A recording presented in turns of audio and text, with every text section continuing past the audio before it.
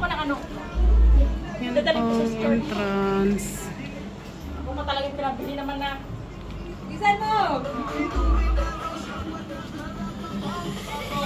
Mag-tiktok ka tayo mo. Please.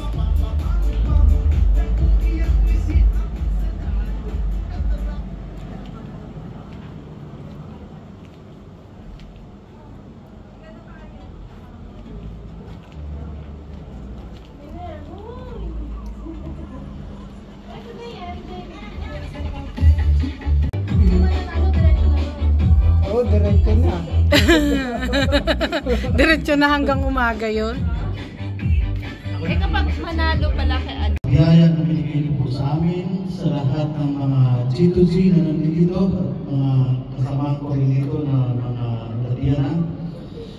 Ang sana po pagpalain niyo pa po kami at lalong-lalo na po yung mga medyo natatakot pa sa gulo dito sa Israel. Sana gabayan niyo po kami at yung programa sana namin ngayon ay maging magtagumpay. Sa pangalan ng Panginoong Kristo. Amen. Hindi kayo updated. Kunti lang yung nag-gay. Anyway, I would like to welcome each and every one of us sa 3rd year celebration ng G2G Process Caregivers ng Israel. And of course, I would like to welcome our guest speakers, Mr. Mark Tenyos and please. Ano bang next dyan? Hindi ko na alam kung sasabihin ko. Anyway, Sir Orlewin. gusto ko lang na Welcome. sana ma-enjoy nyo ang gabi nito kasama ang bawat isa. Ano bang mas marami ngayon? Batch 2 ba? Salamat din sa mga nandito ngayon, mga batch 3 at saka batch 2. 3 years pala dito sa Israel. Saka siyempre yung mga kasama ko dito na mga matatagal na. Si Orlewin yata, mas matagal sa akin dito. Wala dito si Leo pala sa si Mans, no? Akala ko nasa listahan, di ba? Yun. At saka Masalto. Masalto sa inyo. At bulungan yung katanggihan for sa planot para Harbe. nasabi na dito ni Ambassador, yung magsalita pa lang ngayon si Ambassador Angel Imperial 2016 sa dito hanggang 2022. Mahaba ang talaga pinagdaanan bago nagkaroon ng caregiver sa G2G caregiver sa Israel. 8 taon nila pinaglalaban yan.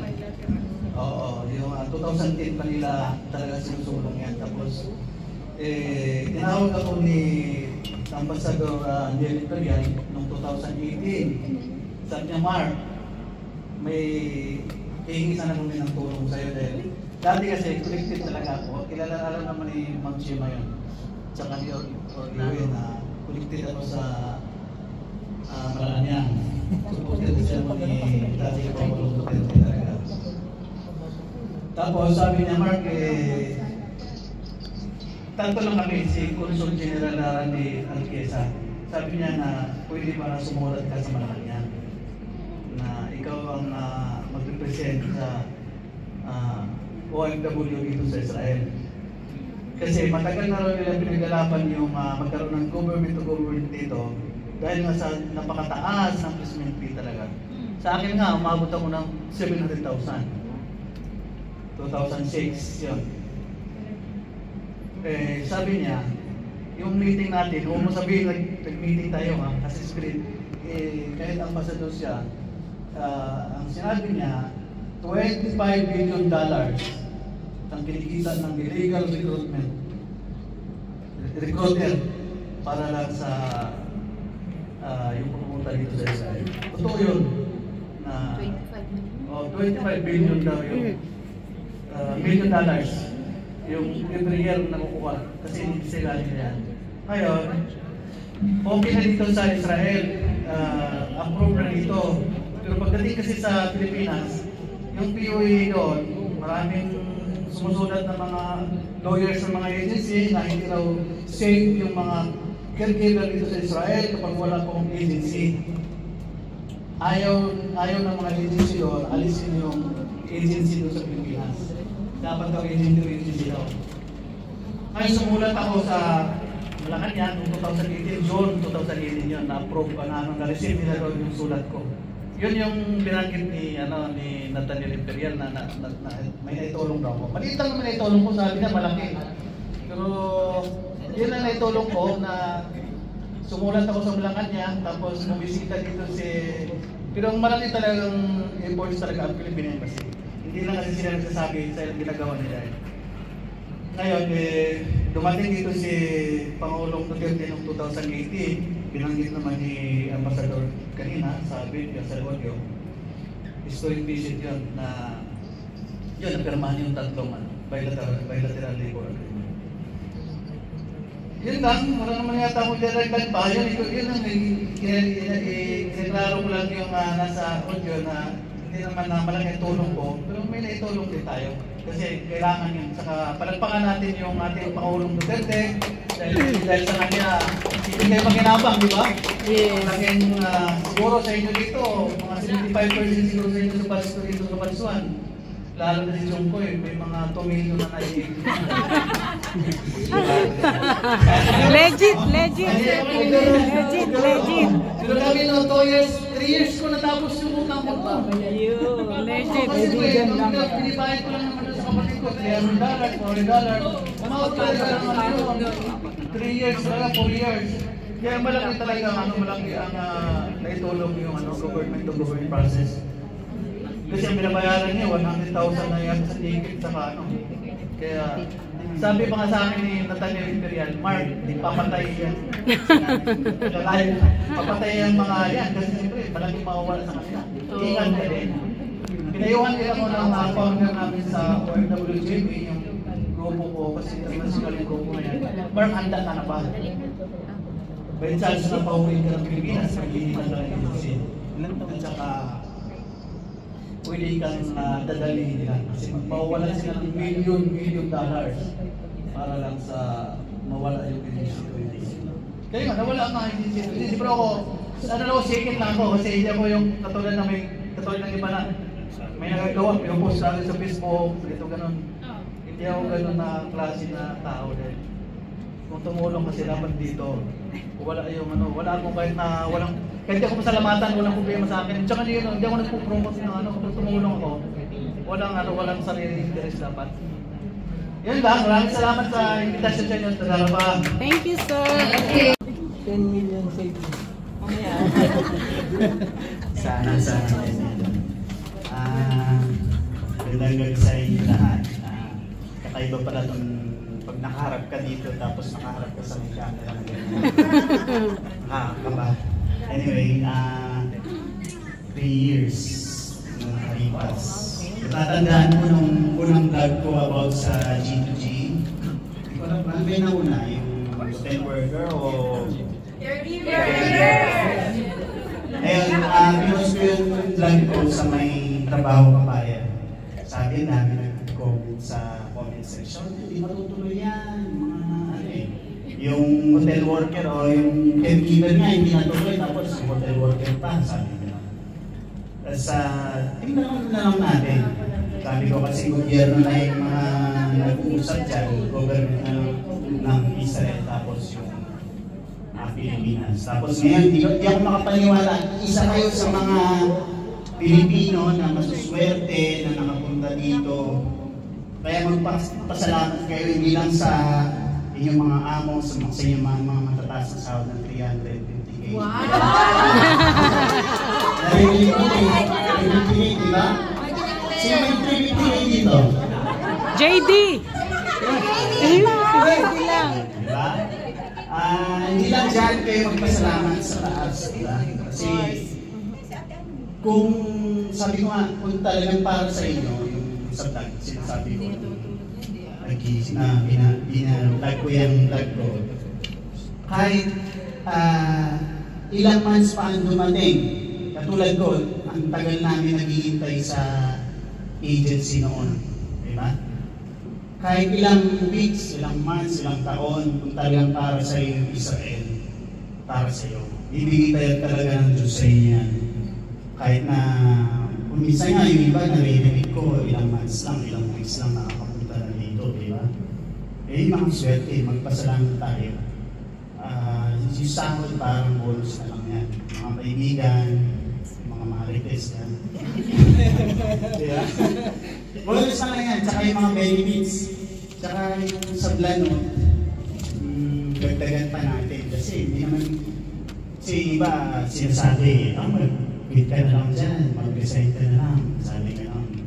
Pero, syempre, hindi ko rin masisisi yung iba na hindi tayo parehas na yung resistance natin sa stress. So hindi mo masasabi na siya mas malakas sa akin o ako mas malakas sa kanya pagdating sa stress. So depende rin sa atin kung paano natin i-handle yung problem natin dito sa Israel, pagdating sa Pilipinas, tsaka magdasal tayo lagi, isipin natin yung pamilya natin sa Pilipinas. May naghihintay dito, panandalian lang, yung mga happenings, mga mamis, mga kids, mga kaibigan. Pero pag uwi mo, asa yung naipon mo, asa yung napundar mo, kung saan ba yung bangko natin, may laman wala. Sa 3 years na tagal, di ba?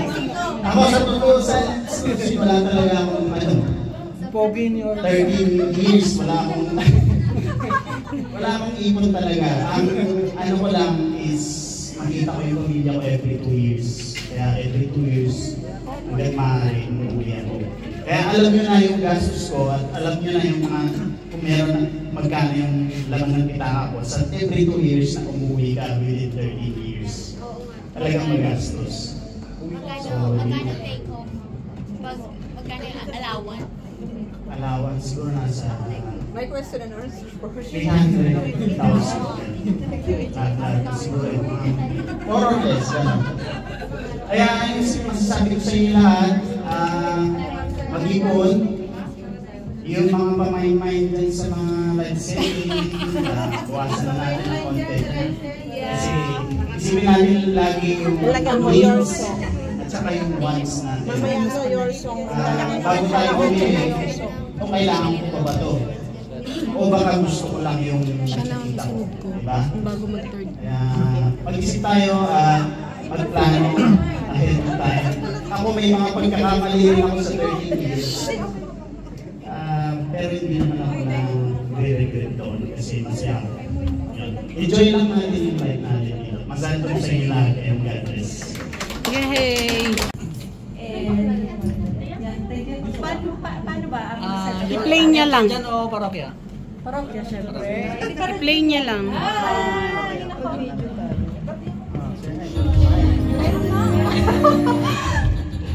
Mag-video style tayo ngayon. Lapit ka lang ng konti, medyo makalayo tayo sa wifi eh. Okay. Dito. Sige. Yay! Hi, Amen. Hinihingal pa ako.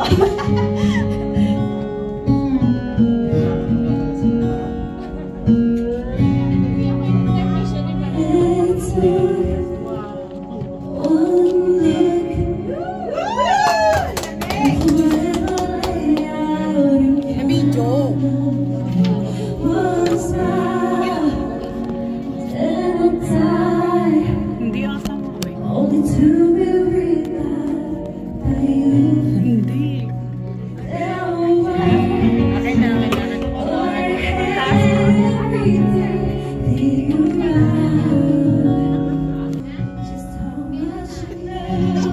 Yung mga plano.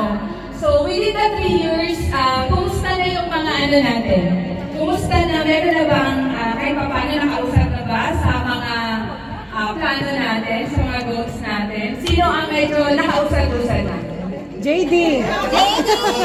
Congratulations doon, ano? Pero mahaba pa naman ang lalakbay buhay natin dito, no? And mabalad po kayo dahil nakarating kayo dito na hindi kayo nagbayad ng placement fee katulad namin, nila Sir Orly and Sir Mark and yung iba pang mga dumaan sa agency. Pero grateful pa rin kami kasi syempre nakarating kami dito, no? Nasa Holy Land, di ba? Maraming gusto makarating dito. Pero bilang isang OFW, tandaan po natin na hindi habang buhay kaya po natin magtrabaho. Tama? Yes! Hindi habang buhay, malakas po tayo. Hindi habang buhay na nandito tayo sa abroad, masarap pa rin na mag-retire tayo sa Pilipinas, di ba? So, kami sa IMG, meron kaming financial literacy campaign that is to financially educate 30 million families by the year 2030. And I hope na karamihan sa iba din dito ay na members na rin ng IMG. No? And sa mga hindi pa po alam mga about sa IMG, so ito lang po yung ginagawa namin.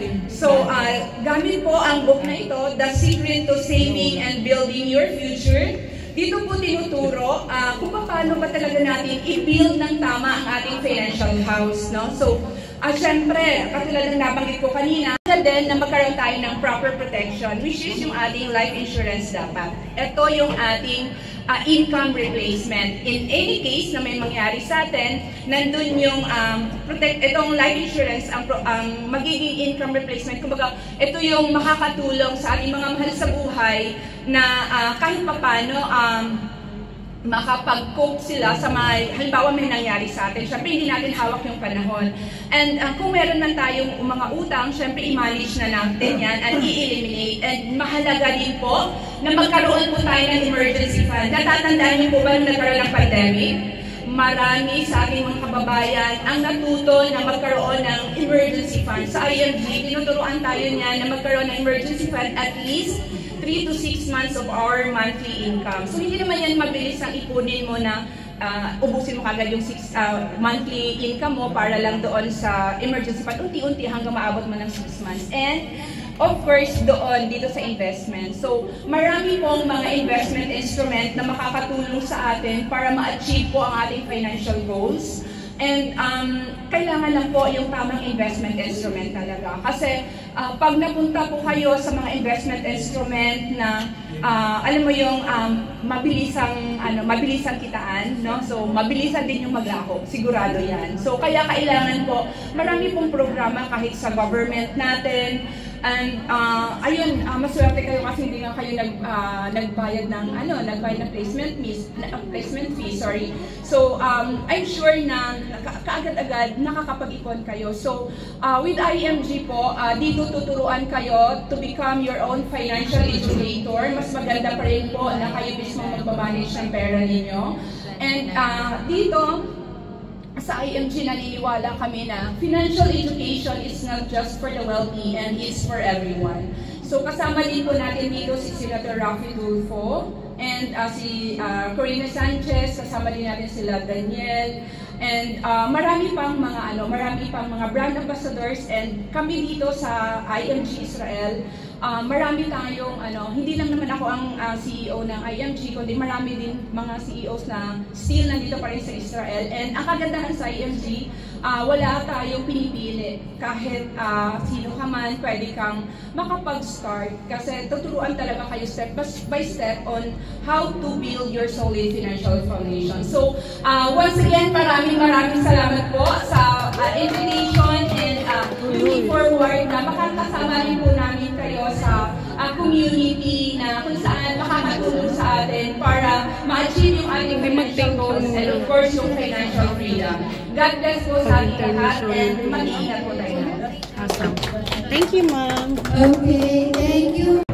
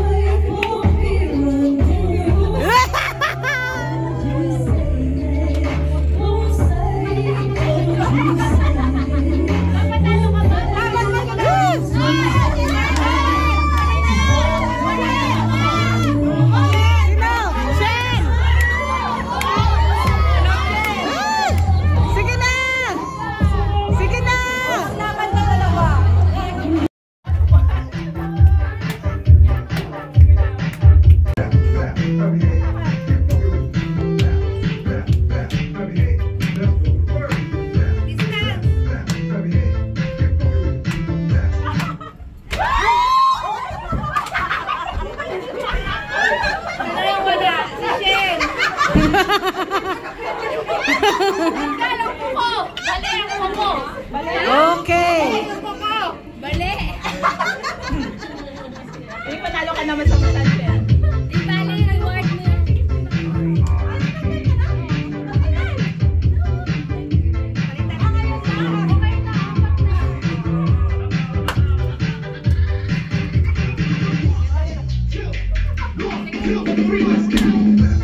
Sige, sayaw.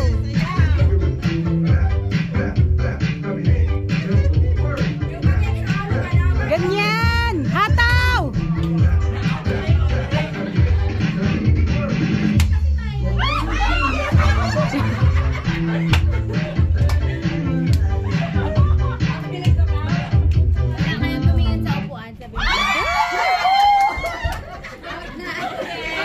Out ang isa. Tatlo na sila. Hoy, malayo-layo kayo. Sayaw.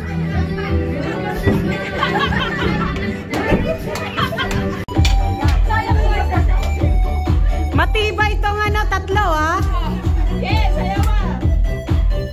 Sige. Sayaw.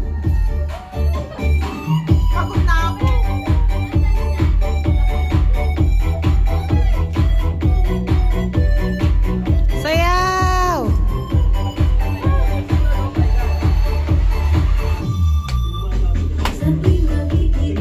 Kung na magkatabi tayo.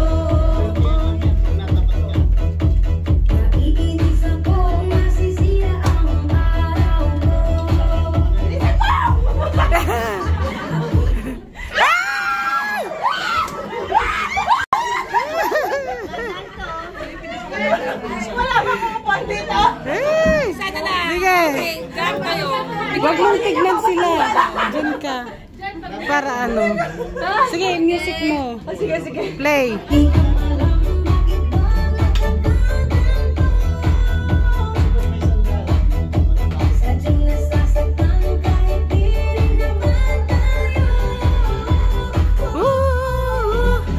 Sayaw! Bongga!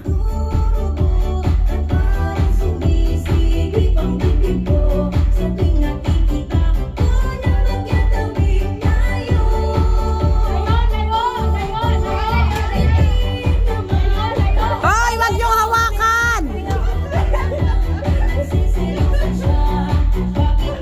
Mahihilo na ako, promise. Manahilo na tayo.